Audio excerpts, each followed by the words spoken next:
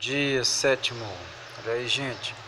Hoje 24 de novembro, né? Tá terminando o mês, tá pertinho aí do fim do ano, praticamente aí no mês de dezembro, né? Então, a aula de hoje a gente vai terminar as páginas para depois entrar no próximo assunto, tá bom? A gente vai para a página 140, que é onde nós ficamos na aula passada. A gente vai ver aí, eu vou comentar, vocês vão ver aí que algumas coisas já estão respondidas, nem todas. Mas a gente vai entender por que respondemos assim e porque vocês vão precisar muito fazer questões desse tipo. São questões de marcar somente uma alternativa.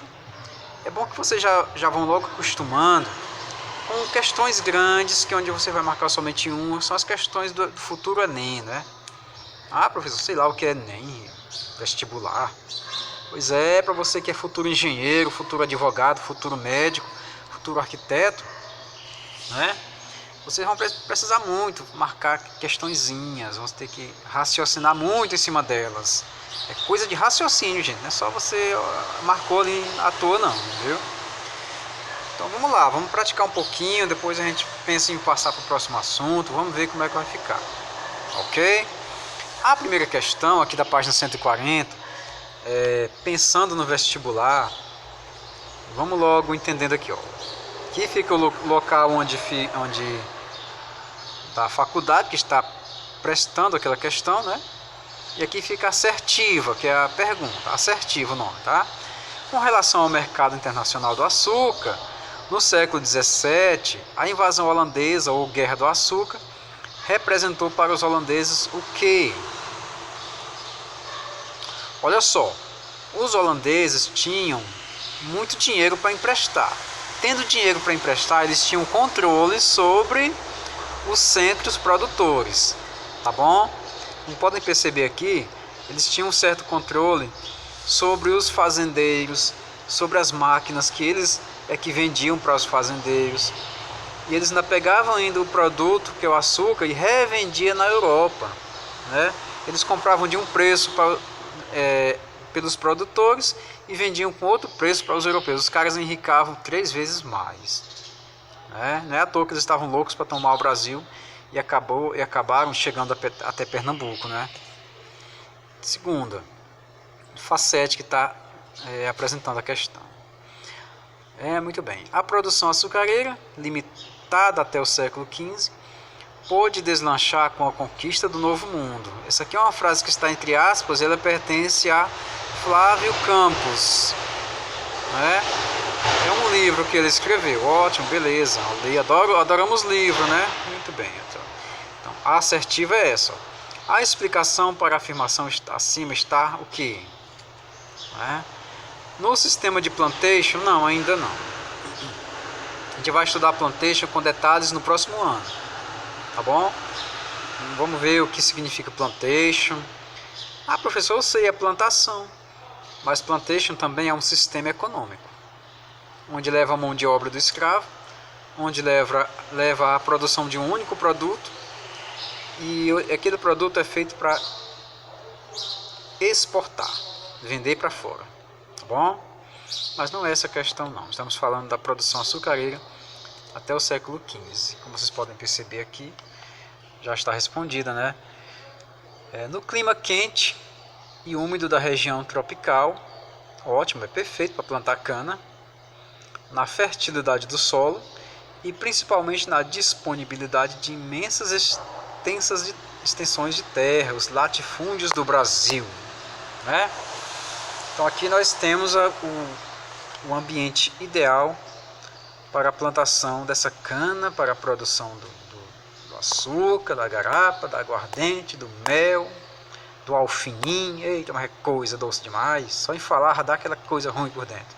Então, essa daqui é da PUC do Rio Grande do Sul, e a assertiva é essa daqui. Vamos ver o que é que diz a assertiva. Em 2 momentos houve invasão holandesa no Brasil, certo? Em conflito com a Espanha, o governo holandês decidiu retomar o comércio da cana-de-açúcar no Nordeste brasileiro. Cria a Companhia Holandesa das Índias Ocidentais ou Companhia Neerlandesa das Índias Ocidentais. A primeira invasão do território brasileiro ocorreu nos anos de 1624 e 1625, né? Muito bem. Aonde foi que aconteceu isso? A primeira invasão foi na Bahia, mais precisamente na cidade de Salvador, tá bom? Na capitania chamada da Bahia, capitania da Bahia, isso. Então, sede do governo geral, era a capital antigamente. A segunda invasão deu-se no ano de 1630, desta vez, aonde? Em Olinda, na capitania de Pernambuco. Eita, o Nordeste já foi a região mais rica do Brasil, não foi à toa não, né? E hoje, se ele se separar do Brasil, como nós vamos ver no próximo ano, que houve um movimento para separar o Nordeste do Brasil, o pessoal estava doido para fazer isso, o Nordeste seria autossuficiente, né? O Nordeste não ia precisar de nada do restante do país, porque o Nordeste é muito rico. Infelizmente foi muito explorado no passado, né? Pois é, aqui fica sendo a letra A, essa assertiva aí. Quarta questão, do Rio Grande do Norte. A Guerra dos Mascates em Pernambuco trouxe à tona um conflito mais profundo entre duas classes sociais antagônicas, quer dizer, contrárias. Quais eram essas classes? A aristocracia rural e a burguesia mercantil, numa luta histórica pelo poder. Em relação a esse conflito, assinale a alternativa correta. Muito bem, a Guerra dos Mascates foi porque, lembra aí, olha só, o pessoal de Olinda era ligado à aristocracia rural e o pessoal de Recife era ligado à burguesia mercantil, inclusive burguesia portuguesa que estava envolvida no meio. Letra A. Os mascates sediados no burgo portuário mercantil de Recife durante a guerra conquistaram Olinda e sua Câmara de Vereadores, que fixava os preços do açúcar. Não, quem fixava o preço era o pessoal de Recife, era exatamente o contrário, viu? Tá bom? O pessoal de Recife é que eram os comerciantes.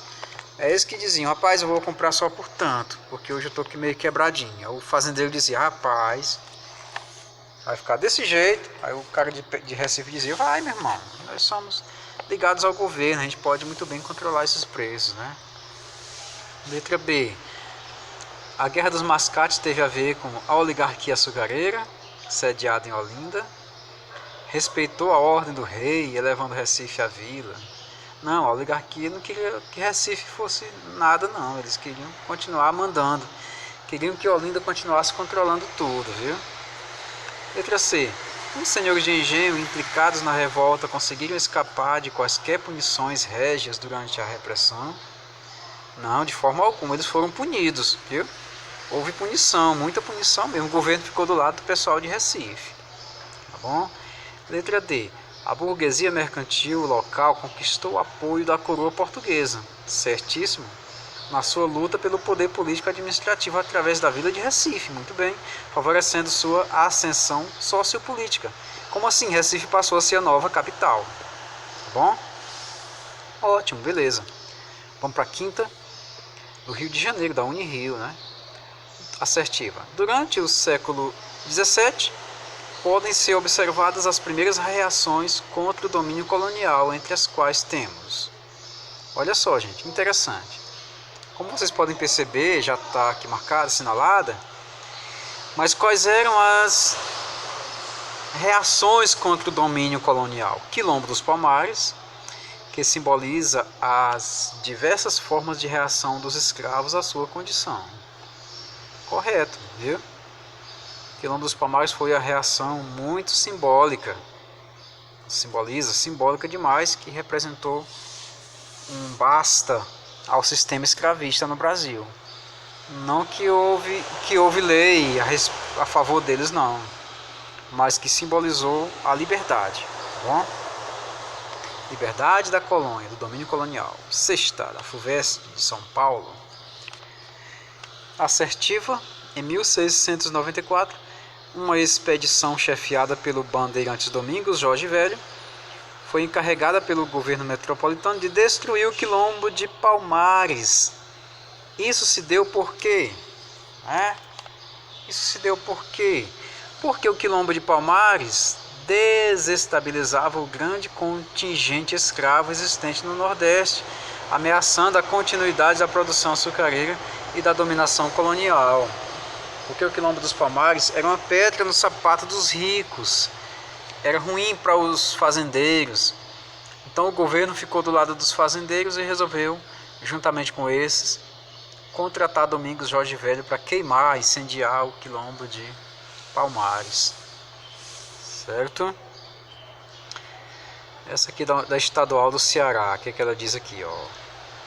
Para conseguir a participação política no início do século XVIII, os comerciantes de Recife precisaram enfrentar um conflito civil, posto que até então todos os mercadores do Brasil colonial eram excluídos das câmaras municipais. Eita, o conflito em Recife, o conflito entre fazendeiros e comerciantes, guerra dos mascates, viu gente? Esqueçam disso não, é bem interessante essa questão, tá bom? A oitava diz assim, o senso comum, gente, é uma coisa que acontece de forma costumeira, tá bom? O pessoal acostuma com uma coisa e aquela coisa se torna senso comum, tá bom? Ah, vamos fazer um chazinho para dor de barriga, todo mundo ficou bom, então serve, funciona, aquilo ali é senso comum, tá bom? O senso comum anunciou durante décadas a índole pacífica do povo brasileiro, alegando que teríamos somente durante o período colonial sofrido pouco momento de revolta, que eu sou míope, fico ruim quando eu vou ler assim. No entanto, somente durante o período colonial foram registrados mais de 60 motins, insurreições, revoltas e rebeliões na América Portuguesa. Um desses movimentos reivindicatórios foi liderado por Manuel Beckmann, lá do Maranhão, os Beckmann do Maranhão. Né? A chamada Revolta dos Beckmann teve o que? Foi o que aconteceu? Né? Vamos voltar bem aqui. A oitava, a Revolta dos Beckmann. A questão está marcada errada, não é em Pernambuco. É no Maranhão, viu? Vamos ver aqui. Reclamava o fechamento de casas de missão, não. Escancarava atritos entre portugueses e espanhóis, também não. Derivou do conflito entre bandeirantes e forasteiros, também não. E reclamava a expansão econômica da metrópole. É essa daqui, viu, gente? Tá marcado errado. O nosso livro errou, não foi o tio, não, viu?